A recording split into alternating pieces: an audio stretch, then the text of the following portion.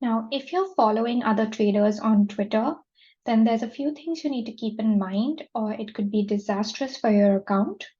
On Thursday, I posted a trade where I entered BFRG and exited it on Friday, and I will show you exactly what the trade was.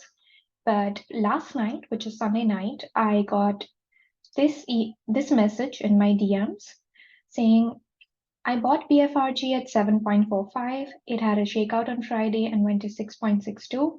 I just found out it has a high fee to short the shares. I'm sure it will be down at least $1 tomorrow. Do you think BFRG is a pump and dump? I did not want to put this on your page because I'm embarrassed about my purchase and no stop loss. So the first thing I did was ask him if I could use his message to discuss this in the video. And I told him I would keep him anonymous since he said he was embarrassed to post it publicly on Twitter.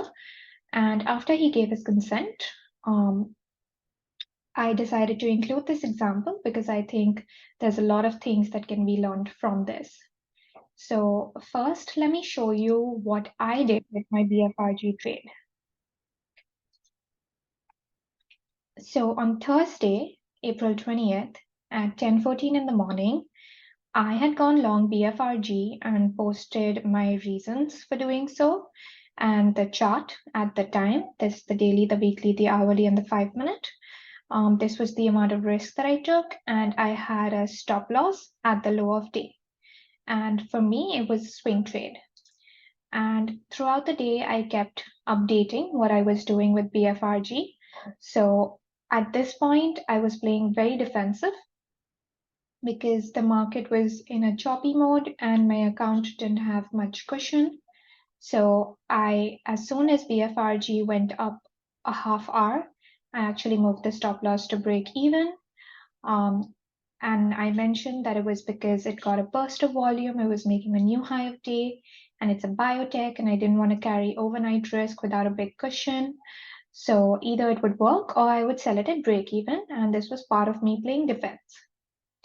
A few minutes later, BFRG went to 1 hour, and that is usually when I anyways would move the stop loss up to break even. So I noted that it's definitely a safe trade. And after a while, I actually moved the stop up even higher to the swing low on the 5-minute. And I posted the chart here and mentioned my stop loss here. And I mentioned the reasons here because it's a biotech, which are very susceptible to gap downs and wild swings. And it was the end of day.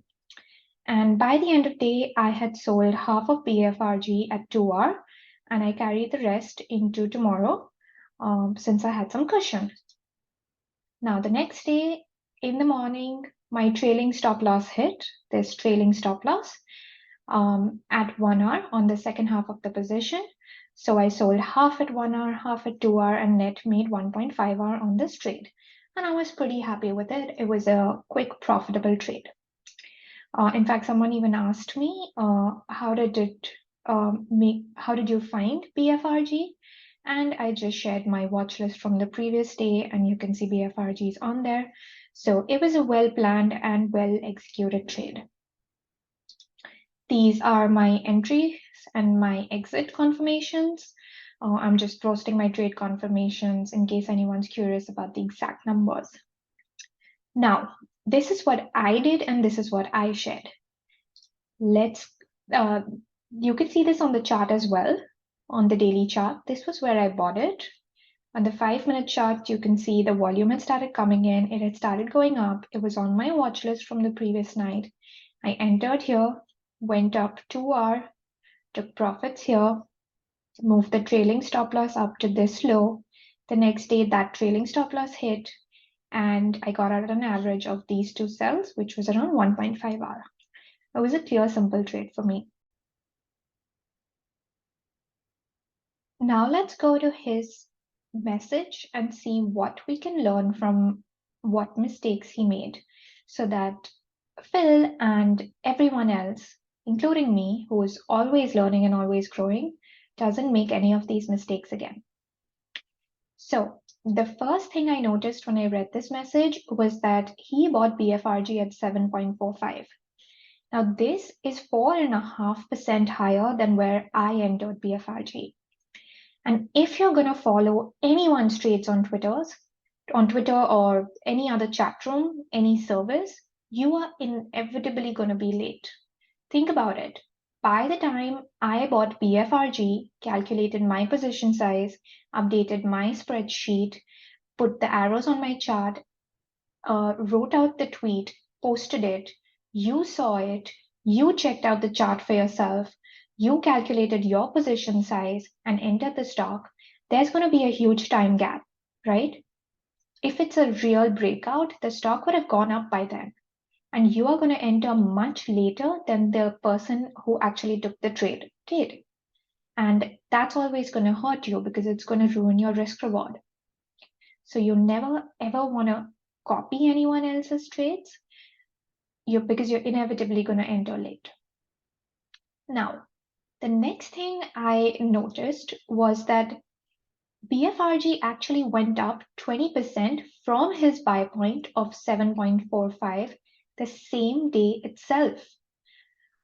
This would have given him a good profit, and it really made me wonder what his rules for booking profits were, or if he even had any.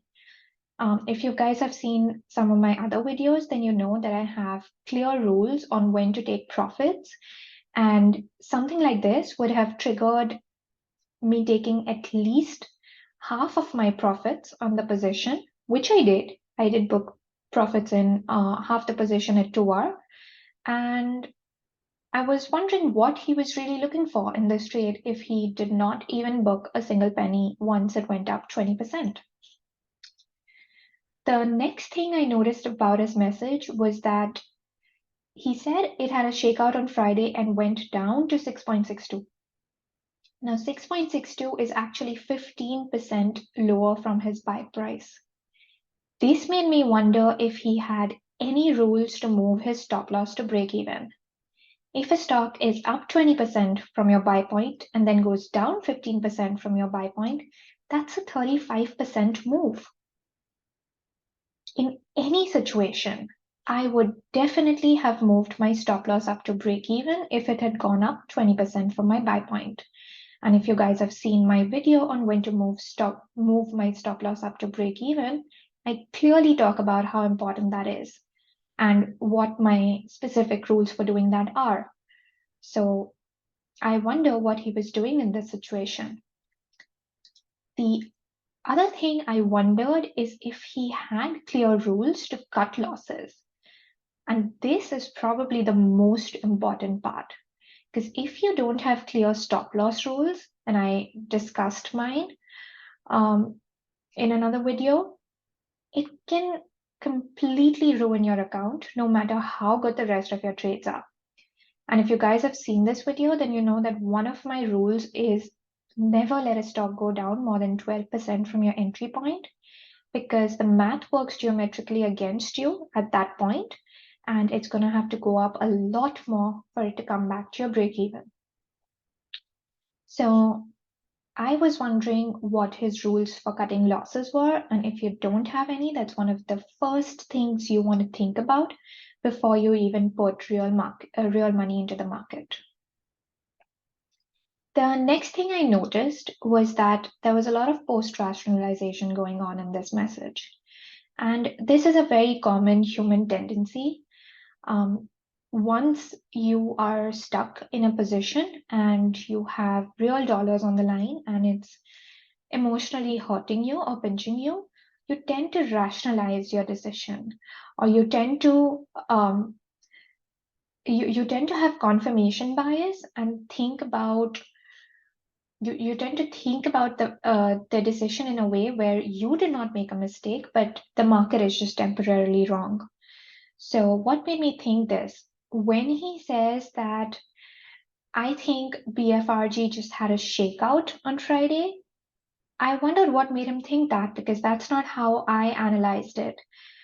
It was just a shake. By using the words shakeout, I think what he means is like a temporary dip where it's going to shake out a lot of holders and then pop right back up. And personally, for me, I have no idea what BFRG is going to do from here on out. And neither do I care, because right in the morning when it hit my trailing stop loss on the remaining position, I took my profits and I got out of the stock, and I even stopped tracking it. But if you're still holding it, then you tend to think of any dips as shakeouts and be hopeful that the stock will actually come back to where you bought it from. Another huge red flag was, I am sure it will be done. Just the words I am sure are the most dangerous words that you can use to discuss anything about any stock in this market. The one thing you need to know is that no one knows for sure what's going to happen to a stock. This could be up 200% tomorrow or down 200% tomorrow, or whatever, 100% tomorrow. Like literally no one knows what's going to happen. So using words like these means there's still a lot of experience that needs to be gained and a lot of humbling that needs to come out through that experience in the market. Now, the last thing I noticed was, if you don't have clarity about what your process and what your setup and what your rules for selling and buying are, you're going to be asking a lot of irrelevant questions. So in this case, he asks, do you think BFRG is a pump and dump? I would ask him, how does it matter? This was supposed to be a swing trade. It gave you a 2-hour move. You took your profits, you got out. Now, whether this is a pump and dump or a blue chip company or like the next Apple, does it even matter? That's not part of my process. It's not part of the setup that I'm trading, and it doesn't change my rules in any ways. So these were the things that I wanted to share that I learned from his message. And I think a lot of new traders find themselves in the same position, especially after they try to copy trades from someone they're just following on Twitter. So I hope that you learned something from this as well, and this was helpful. The intention in no way was to reprimand him or embarrass him in any way. I just wanted to probably encourage you to think about creating your own rules and being very, very careful if you're following anyone on Twitter. Twitter, if used right, can be a really helpful tool in learning and engaging with other traders, but following blindly is one of the pitfalls, and this is something that you definitely need to be aware of as you use this tool to improve your trading.